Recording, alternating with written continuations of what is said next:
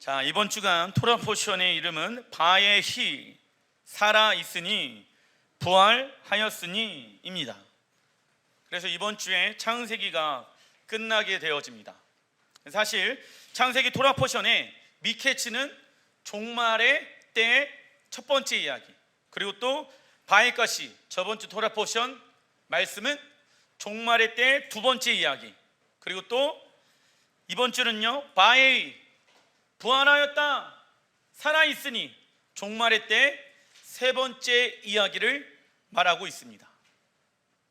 처음을 정확하게 알아야 끝을 정확하게 해석을 할 수가 있습니다. 창세기는 단순히 믿음의 조상들에 관련되어진 이야기뿐만 아니라 마지막 때를 예언하고 있는, 하나님이 왜 이 세상을 창조하였는가, 그 하나님의 섭리와 뜻을 알고자 한다라고 하면은 무엇을 읽어야 한다? 창세기를 읽어야 합니다. 그 창세기의 관점으로 끝 요한계시록을 해석할 줄 알아야 합니다. 그래서 우리가 있는 이 시대는 창세기의 관점으로 보게 되어졌을 때 어디에 위치하고 있는지를 여러분들이 포지션을 정확하게 알고 있어야 합니다. 마지막 때를 알길 원한다라고 하면은 하나님께서 이스라엘을 어떻게 이끌어가고 계시는지를 여러분들이 알고 계셔야 합니다. 다시 한번, 여러분들이 그 하나님의 완성이 어디 정도까지 완성되어졌는가 알고 싶다라고 하면은 무엇을 봐야 한다? 이스라엘을 봐야 한다. 이스라엘이 지금 어떠한 상태 가운데 있는지를 알아야지 하나님의 나라의 완성이 되어져 가고 있는지를 정확하게 알 수가 있는 것입니다.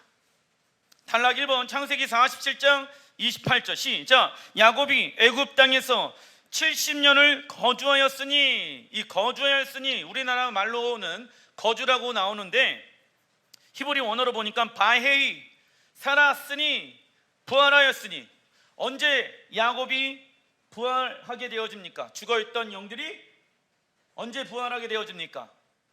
요셉을 만났을 때, 요셉과 함께 거주하게 되어졌을 때. 할렐루야. 요셉은 메시아를 의미한다.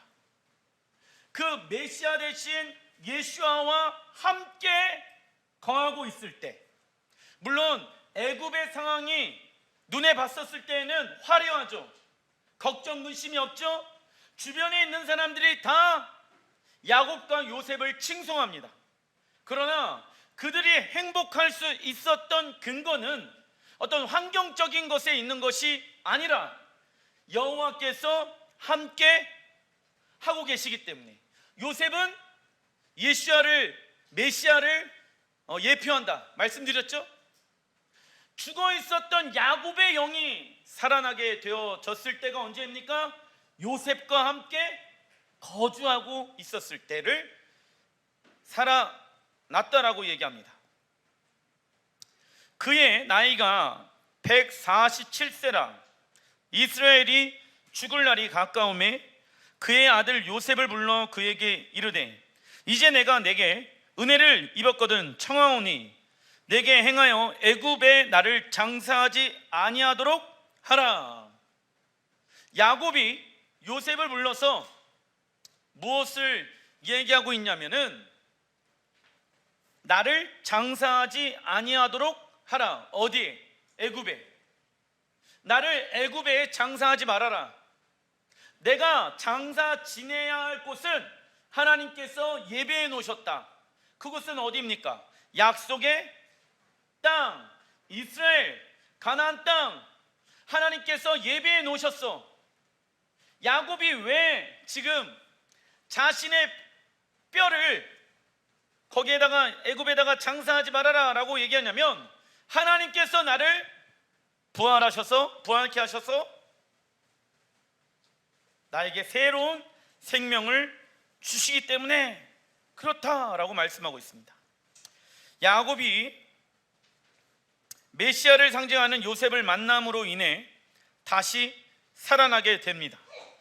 야곱은 요셉이 팔려가기 전 17년, 그리고 애굽에서 요셉을 만난 후 17년, 총 34년을 그와 함께 살았습니다. 히브리 숫자 17의 뜻은요, 토브. 토브는 좋다, 영어로는 굿. 누구와 함께 거하고 있으니까? 메시아를 상징하는 요셉과 함께 거하고 있으니까 뭐라고 얘기하고 있습니까? 토브, 좋다. 애굽이 환경적으로 좋은 곳이기 때문에 인생이 좋다가 아닌 하나님과 동행함으로 좋은 인생을 살 수가 있습니다. 돈이 많은 것은 삶이 편한 것뿐이지 행복한 것은 절대로 아닙니다. 사람들은 오해하고 있습니다. 돈이 많으면 행복하겠지, 내 삶이 좀 더 윤택해지겠지 라고 오해합니다. 아닙니다. 돈이 많다고 해가지고 삶이 조금 편할 뿐입니다. 노후에 대한 어떤 걱정이 없을 뿐입니다. 그러나 행복하지는 않을 수도 있는 것이죠. 왜냐? 성경에 보게 되어지면 너희들이 행복하길 원하니? 그러면 하나님을 첫 번째 경외하고 내가 너희들에게 말한 그 말을 따라 행하고. 할렐루야. 인간의 행복은 사람에게 달려있는 것이 아닌 누구에게 달려있다? 하나님께 달려있다 라고 말씀하고 있는 것이죠. 그러나 사람들은 돈이 있으면, 세상에 어떠한 명예가 있으면 행복할 것이라고 오해하고 있습니다. 그리고 야곱에게 있어서 죽음이라는 것이 인생의 끝이라면 어디에 묻히든 상관하지 않았을 것입니다. 그러나 야곱은 요셉을 불러서 자신을 애굽에 장사하지 말라고 당부합니다. 그리고 요셉도 동일한 이야기를 하는데요, 창세기 50장 24절 시작. 요셉이 그의 형제들에게 이르되 나는 죽을 것이나 하나님이 당신들을 보시고 당신들을 이 땅에서 인도하여 내사 아브라함과 이삭과 야곱에게 맹세하신 땅에 이르게 하시리라 하고, 이것은 아브라함과 이삭과 야곱과 요셉의 신앙 가운데 무엇을 가지고 있다는 것을 알 수 있습니까? 부활 신앙. 적어놔 주십시오. 부활 신앙. 왜요? 하나님께서 아브라함과 이삭과 야곱에게 맹세하신 땅을 나에게 주신다라고 말씀하였기 때문에 야곱도 요셉도 나의 뼈를 애굽에다가 영원토록 묻어두지 말라. 나의 뼈를 하나님께서 우리 조상 아브라함 그리고 이삭 그리고 야곱에게 약속하신 그 약속의 땅에 나의 뼈를 묻어달라라고 요청을 합니다. 유언을 하지요. 왜요? 메시아가 오게 되어졌을 때 그들은 부활하여서 하나님께서 그들에게 약속하신 그 땅에서 하나님과 함께 왕노릇하면서 그것을 통치하고 다스릴 것을 믿었기 때문에 그렇습니다. 신약에만 부활신앙을 가지고 있었던 것이 아니라 구약에서도 무슨 신앙을 가지고 있었다? 부활신앙을 가지고 있었다. 그래서 그들은 그들의 뼈를 더 이상 애굽에 계속 묻어두지 말고 반드시 하나님께서 너희들을 애굽에서 건져내서 어디로 인도한다? 약속의 땅으로 인도할 것이다. 하나님께서 아브라함에게 예언하셨죠. 너희의 자손들이 애굽에서 400년 동안 종노릇 할 것이다. 그죠? 그때 두려워하지 말아라. 하나님의 고난의 시간은 정해져 있다. 그 정해져 있는 시간 안에서 나의 방법을 내려놓고 나의 힘을 내려놓고 하나님이 원하는 믿음의 삶을 살아가야 한다. 연습해야 한다. 왜요? 하나님의 나라를 우리에게 주시기 위함이다. 그들의 신앙의 최종적인 목적지가 천당 또는 지옥이 아닌 약속의 땅에서 부활하는 것이었습니다. 비록 자신들을 약속의 땅을 기업으로 받지 못하고 죽지만 반드시 다시 부활해서 그 땅을 받게 될 것을 알았습니다. 부활신앙이랑 읽어보겠습니다. 시작. 이 땅에 임할 하나님의 나라 천년왕국 새 예루살렘에서 왕노릇하며 살아가는 것을 기대하는 것입니다. 그래서 제한되어져 있는 이 땅의 시간을 통하여서 하나님 나라에서 살아가는 방법을 배워야 합니다. 이 땅에서의 죽음은 끝이 아니라 반드시 무엇하게 되어집니까? 부활하게 되어진다. 누가 부활하게 되어집니까? 믿음이 있는 사람들, 순교자의 영성을 가지고 살아가며 예배자의 영성으로 세상을 경배하지 아니하고 오직 하나님만을 경배하는 거룩한 신부들이 부활하여서 신랑 예수와를 맞이하게 되어질 것입니다. 요셉은 당시 최고의 군사력과 부를 가지고 있는 애굽의 총리였으며 모든 사람들에게 인정받았다. 그러나 요셉은 자신이 어디를 향해 가야 하는지를 정확하게 알고 있었습니다. 이처럼 신앙생활하는 데 있어서 방향이 굉장히 중요하다. 그 방향을 잃어버려서는 안 됩니다. 인생의 성공은 속도가 아니라 무엇입니까? 방향 적어놔 주십시오. 인생의 성공은 속도가 아니라 방향입니다. 그러나 사단은 우리가 올바른 방향으로 가지 못하게끔 끈질기게 괴롭힌다. 핍박의 헬러 원어를 보니까 디오코, 그 뜻은요 죽을 때까지 올바른 방향으로 가지 못하게끔 끈질기게 괴롭히는 것. 그래서 사단이 우리에게 무엇을 준다? 핍박을 준다 이거예요. 올바른 방향으로 가지 못하게끔. 속도는 좀 천천히 가도 상관없습니다. 왜냐? 걷다 보면은 하나님의 말씀에 순종해서 주님과 동행하다 보면은 언젠가는 주님이 원하는 곳에 내가 도달할 있기 때문에 그렇습니다. 조금 더 일찍 성공하느냐, 조금 더 일찍 출세하느냐, 이건 우리에게 중요하지가 않습니다. 배합할 일도 아닙니다. 중요한 것은 나는 지금 누구와 동행하면서 나의 신앙의 방향은 어디로 향하고 있는지를 정확하게 설정을 해야 합니다. 우리는 주님과 함께 부활하여서 하나님의 나라에서 주님과 함께 왕노릇하게 되어질 것입니다. 이것을 잃어버리게 되어진다라고 하면은 신앙의 길을 잃어버리게 되어지며, 교회에 다니는 이유는 내가 천국을 따놓은 당셈이기 때문에 그냥 이제부터는 종교적인 어떤 형식에 따라서 신앙생활하게 되어진다라는 것이죠. 방향을 잃어버리면 그런 종교주의에 빠지게 되어질 수도 있습니다. 히브리서 11장 15절 시작. 그들이 나온 바 본향, 이 본향은 아브라함의 고향을 의미하는데 갈대아 우르, 그 본향을 생각하였더라면 돌아갈 기회가 있었으려니와 그들이 이제는 더 나은 본향을 사모하니 곧 하늘에 있는 것이라. 이러므로 하나님이 그들의 하나님이라 일컬음을 받으심을 부끄러워하지 아니하시고 그들을 위하여 한 성을 예비하셨느니라. 한 성은 새 예루살렘입니다. 히브리서는 신약에 있죠. 히브리서 기자가 뭐라고 얘기하고 있습니까? 믿음의 사람들이 육체의 고향을 떠나 어디를 사모하고 있습니까? 더 나은 본향, 하늘에 있는 새 예루살렘, 그 성을 우리는 사모해야 합니다.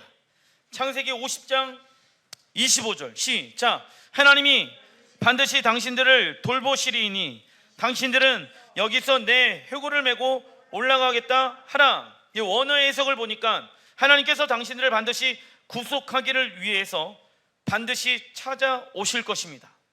그때 나의 유고를 가지고 가십시오. 요셉이 메시아에 의한 구속과 부활에 대한 소망을 가지고 있는 장면입니다. 이는 장차 예수와께서 우리를 구속하실 것이며 그를 통해 부활하게 되어 약속의 땅을 기업으로 받을 것이라는 희망의 메시지를 전해주고 있는 것입니다. 창세기 50장 24절 읽어보겠습니다. 시작.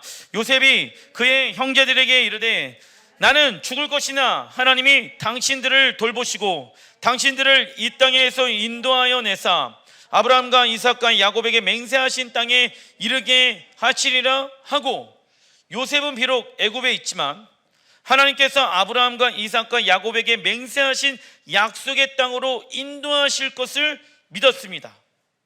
성경의 핵심 주제는 무엇입니까? 약속의 땅, 에덴 동산, 하나님 나라, 새 예루살렘으로 돌아가는 것이다. 방향을 정확하게 알고 있었다.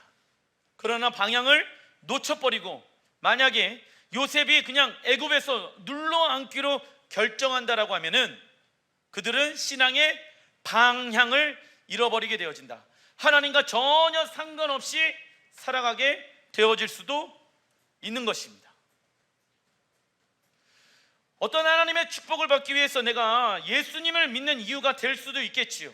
어떤 질병이 있어서 예수님을 믿는 조건이 되어질 수도 있겠죠. 그러나 그것만이 우리의 어떤 믿음의 조건이 돼서는 안 된다.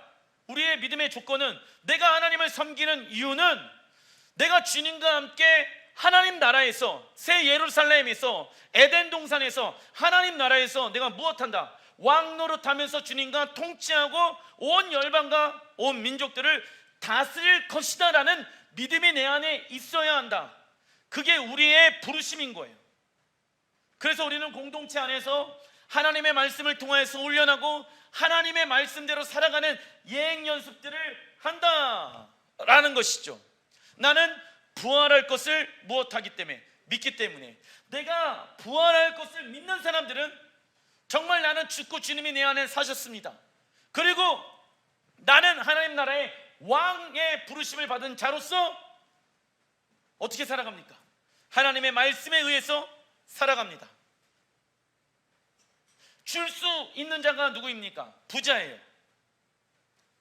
하나님 나라에서 많은 것을 가지고 있는 사람이 부자가 아니라 줄 수 있는 사람들이 무엇이다? 부자다.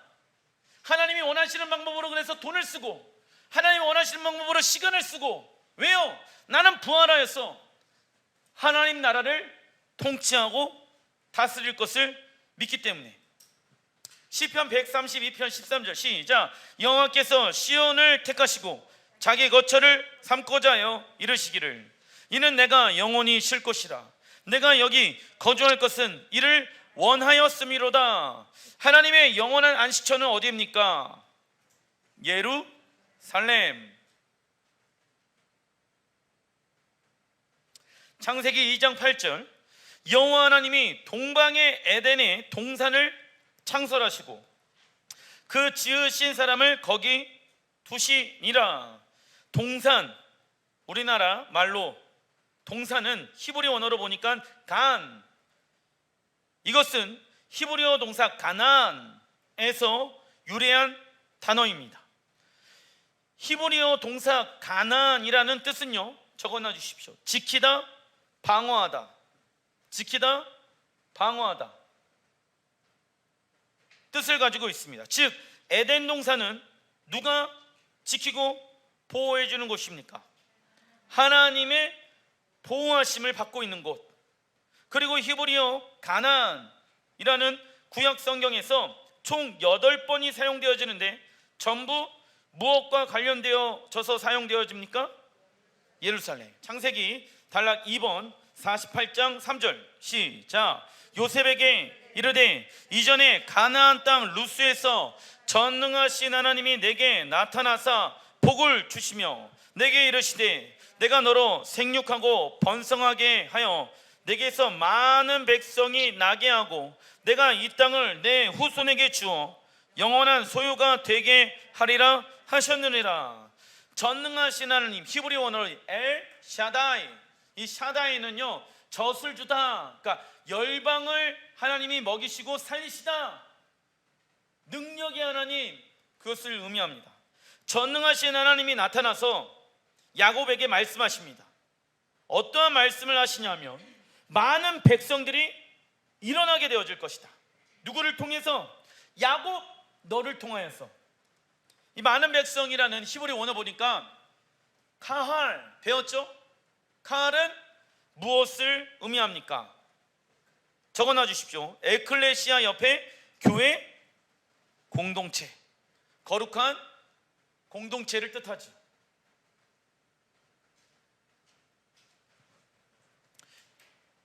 즉 전능하신 하나님께서 야곱에게 약속의 땅인 하나님 나라를 주시면서 많은 백성을 상징하는 열방에 무엇을 주시겠다고 말씀하십니까? 교회들을 주시겠다라고 말씀하고 있습니다.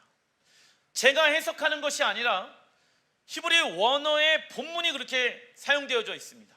근데 우리나라 성경으로 보게 되어지면 그냥 많은 백성이 일어나게 되어질 것이다 라고 얘기하고 있습니다. 그러나 히브리어 원어로 보게 되어졌을 땐 히브리어 카할, 많은 백성들, 이것은 교회의 공동체를 뜻하지요. 이처럼 교회와 이스라엘은 무엇되어져 있습니까? 연결되어져 있습니다. 그러나 교회와 이스라엘은 전혀 다르다고 하면은 이 말씀이 해석될 수가 없습니다. 그리고 요셉이 애굽 여자와 결혼해서 낳은 두 아들, 이방인이죠. 이방인인 애굽 여자와 결혼해 갖고 낳은 두 아들 므낫세 그리고 에브라임을 야곱은 자신의 아들로 삼겠다고 말하고 있습니다. 므낫세와 에브라임은 혈통적으로 유대인은 아니지만 참 감람나무에 접붙임을 받게 되는 돌 감람나무를 상징한다. 이때도 지금 무엇을 하고 있습니까? One new man, 한 세 사람이 일어나는 예언을 하고 있는 거예요. 누가요? 야곱이. 누가 말씀하셨습니까? 엘샤다이, 우리를 먹이시고 우리를 살리시는 여호와 하나님께서 이스라엘에게 지금 예언하고 있는 거예요. 성령의 감동을 받아가지고 예언하고 있는데, 야곱아 야곱아, 너를 통해서 많은 백성들이 일어나게 되어질 거야. 가할, 교회가 일어나게 되어질 거야. 그리고 그 많은 교회들이 예수와의 피로 말미암아 이스라엘 너에게 접붙임을 받게 되어질 것이다. 할렐루야. 거룩한 공동체가 일어나게 되어질 것이야. 이스라엘도 혼자만 일어나는 것이 아니라 열방의 수많은 민족들과 백성들이 너와 연합하게 되어질 것이야. 누가 오시게 되어질 때? 예수가 오시게 되어질 때. 그 얘기를 하고 있는 거예요. 창세기 48장 17절 시작. 요셉이 그 아버지가 오른손을 에브라임의 머리에 얹은 것을 보고 기뻐하지 아니하여 아버지의 손을 들어 에브라임 머리에서 므낫세의 머리로 옮기고자 하여 그의 아버지에게 이르되, 아버지여 그리 마옵소서. 이는 장자이니 오른손을 그의 머리로 얹으소서 하였으나 그의 아버지가 허락하지 아니하며 이르되, 나도 한다. 내 아들아, 나도 한다. 그도 한 족속이 되며 그도 크게 되려니와 그의 아우가 그보다 큰 자가 되고 그의 자손이 여러 민족을 이루리라. 자, 이게 무슨 얘기냐? 장자는 누구입니까? 지금 므낫세, 그리고 또 차남은 에브라임이에요. 그러면 오른손으로 원래는 장남인 므낫세를 축복해야 되는데, 그래서 이제 요셉이 야, 오른쪽에는 저기 므낫세 앉아, 그리고 왼쪽에는 에브라임 앉아. 그런데 야곱이 갑자기 손을 크로스하고 반대로 축복을 하는 거예요. 어떤 사람들은 이 본문을 가지고 인과응보다, 똑같이 당하는 거다 뭐 이렇게 얘기를 하는데 그 얘기가 아닙니다. 자, 우선은 두 아들은 이방인이죠. 이방인이 야곱은 이스라엘로 하나님이 이름을 바꿔주잖아. 이방인이었던 두 아들은 이스라엘의 편이 떼어줍니다. 그리고 나서 두 아들에게 하나님께서 계시를 주시는 거예요. 어떠한 계시? 보세요. 19절 5번절을 보게 되어지면 그의 아우가 그보다 큰 자가 되고 그의 자손이 여러 민족을 이루리라. 에브라임에게 하나님께서 예언을 하시는 거예요. 지금 므낫세에게도 내가 하고자 하는 예언이 있고 에브라임에게도 하고자 하는 이야기가 있는데, 에브라임을 통하여서, 에브라임 지파를 통하여서 어떻게 되어진대요? 여러 민족을 이루게 되어질 것이다. 이 예언을 지금 하고 있는 거예요. 그러면 여러 민족은 아까 가할, 여러 민족, 교회 의미한다고 제가 말씀드렸죠. 이것과 연결되어지는 거예요. 에브라임 지파는 훗날 북이스라엘의 10지파를 상징합니다. 그렇죠? 그 10지파는 요셉의 지파라고도 할 수가 있는. 자, 야곱이 요셉의 장자 므낫세와 차남 에브라임을 축복합니다. 그런데 장자의 축복을 에브라임에게 해줍니다. 그 모습을 본 요셉은 야곱에게 손이 바뀌었다고 말하며 야곱은 잘 알고 있다고 말합니다. 그리고 야곱이 에브라임에게 하나님의 부르심, 비전을 알려주십니다. 에브라임아, 내가 너를 향한 비전은 무엇인지 아니? 그것은 여러 민족을 이루게 하는 것이다. 너를 통해서 여러 민족과 백성들이 이스라엘 앞에 나오게 하기 위함이다 라고 말하는 것이죠. 여러 민족의 히브리어를 보니까는 멜로 더하기 하고임입니다. 히브리어 멜로의 뜻은요, 적어놔 주십시오. 충만. 히브리어 하고임은 이방 민족들, 즉 여러 민족의 히브리어 뜻은 무엇을 의미합니까? 이방인의 충만한 수. 적어놔 주십시오. 자, 이방인의 충만한 수가 찼을 때 누구 눈이 띄어집니까? 이스라엘 눈이 띄어진다. 지금 그 얘기하는 거예요. 로마서 11장 25절 시작. 이 신비에 대해 너희가 모르기를 내가 원치 아니하노니 이 신비는 곧 이방인들의 충만함에 이르기까지 이스라엘이 부분적으로는 눈멀게 된다는 것이라 라고 나와 있죠. 로마서 11장은 하나님 나라의 완성에 대해서 설명하는 장이다. 이방인들의 충만한 숫자가 차게 되면, 모든 민족에게 복음이 증거되어지면 이스라엘의 영적인 눈들이 열게 되어지며 하나님의 나라가 무엇 되어집니까? 완성되어지는 것을 지금 예언하고 있는 거예요. 놀랍죠? 예레미야 31장 9절 읽어보겠습니다. 시작. 그들이 울며 돌아오리니 나의 인도함을 받고 강구할 때 내가 그들을 넘어지지 아니하고 물 있는 계곡의 곧은 길로 가게 하리라. 나는 이스라엘의 아버지요 에브라임은 나의 장자이니라. 에브라임은 이스라엘의 12지파 중에 장자로 하나님의 부르심을 받게 되어집니다. 장자는 하나님 나라의 족보를 이어가는 자이지요. 자, 그러면 에브라임의 지파도 일어나는 거예요. 12지파 중에. 그리고 유다 지파도 일어나야 돼. 레위 지파도 일어나야 돼. 그죠? 지파마다 하나님의 뭐가 있습니까? 부르심이 있는 거예요. 그러면 에브라임의 지파는 하나님 나라의 장자라고, 장자는 하나님의 나라를 이어갈 자를 의미합니다. 그러면 에브라임은 누구를 의미하냐? 즉 에브라임은 이방인의 충만한 수를 뜻하며, 적어놔 주십시오. 아까 말씀드렸죠? 적어놔 주세요. 이방 교회가 하나님 나라의 장자로 서게 될 것입니다.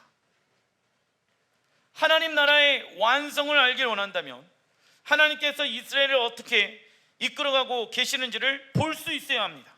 그리고 이스라엘을 보면 이방 교회가 어떻게 살아야 하는지를 알 수가 있다. 말씀을 마무리 짓겠습니다.